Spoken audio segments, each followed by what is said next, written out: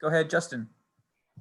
Hey, Derek, on paper, this was kind of a matchup where you guys had a big size advantage against them. You guys were able to do that, to take advantage of that in the second half a little bit, but overall, it looked like it just wasn't, first half, second half, it just wasn't a game where you guys were able to use that big height advantage. What was the difference there? Anything Iowa State was doing there, or just not connecting? First off, hats off to Iowa State. Very good team, coached by a very good coaching staff. But I would say I feel like I said this the last time in my last interview, we're victim of playing down to our competition a lot. We do that a lot, and I don't understand why we do that. But and I'm guilty of it too. I'm probably one of the most guilty ones out of it. But I mean, to take the highlights out of like this game, I would say the front court helped us a lot. Deuce, Taz, Emmett, on the press, I feel like that was something that that was a very, very big vocal point, within the game. But I just feel like to sum everything up, we just keep playing down to our competition. I don't understand why we do that, but I don't know. Like I said, we got to go back to the drawing board and figure everything out. But that's most definitely something I can see with my own eyes what we are guilty of.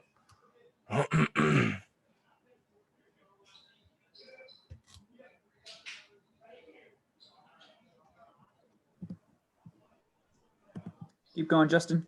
Yeah. Hey, Derek. How you doing? So your guys' defense, I think they went like the last 4 minutes without making a field goal, and obviously in a tight game like that. Any adjustments that you guys made, down the stretch? Anything different? Yeah, we did. We started switching, not switching, but we started trapping the ball screens. We started realizing number 45, the point guard for Iowa State.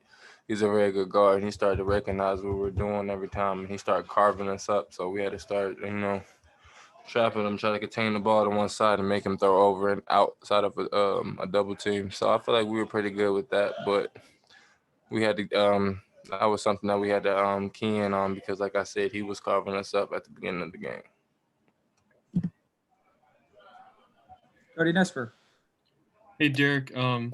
I know at the beginning of the season you talked about kind of slowing down on offense. And I was just wondering if you could tell us kind of what that means. Like when you get the ball, what does it mean that you're trying to slow down?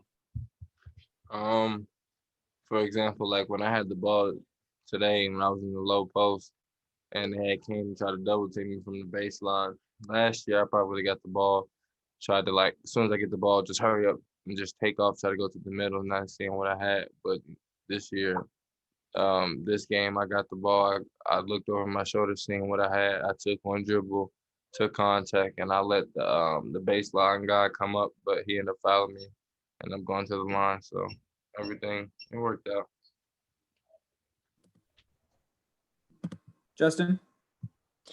Hey, Derek, I'm just kind of wondering, the play that Taz made on the inbounds play, forcing a turnover. I think there was like 19 seconds left. What did you see on that play?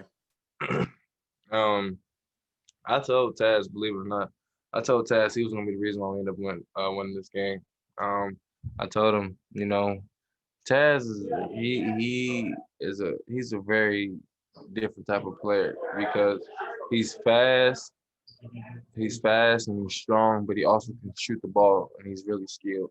So with that being said, like I'm not gonna lie, you don't be surprised if Taz is in the league one day eventually later down the road because he really has everything NBA guard will have. But yeah, like I said, for instance, he most definitely he came up big. I told him that he was gonna finish the game out for us, and then he believed me once he ended up getting that steal 18 seconds left. Kevin Kinder. Derek, first, it's a very honest assessment of how your team is playing and how it's taking each opponent. So have you thought about different ways to approach it? Do you all talk to each other before the game? Do you say, hey, we can't take these guys lightly? Is it, a different way you approach in practice? Do you have any ideas for that? I would say I know we don't necessarily like speak upon them because that's not something that we really try to we don't really try to do that. That's just something we end up catching ourselves, end up doing, like unconsciously knowing. So with that being said, if we can just, start playing down to our competition level and just do what we have to do, early, punish the team. Like Coach said earlier, I don't think we really just buried the team this year. Like we had to really like grit and fight, on our knuckles every game so far. We never really just blew a team out the water, other than like, the last previous game. But other than that, everything's just been a battle. So if we can just get out our own way and just, play together and just stop playing down to our competition, honestly, we'll be fine. So that being said, we just got to keep working and go back to the drawing board. And go ahead, Justin.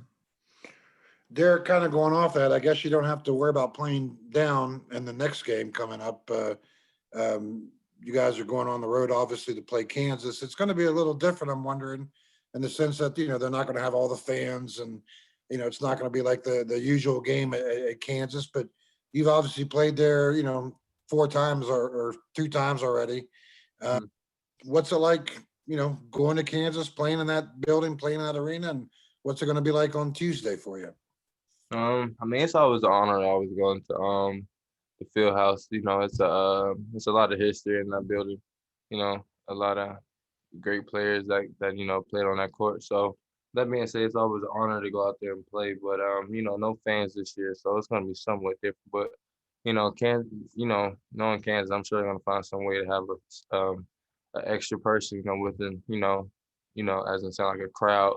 So with that being said, I feel like if my team, we just go out there, stick to our game plan.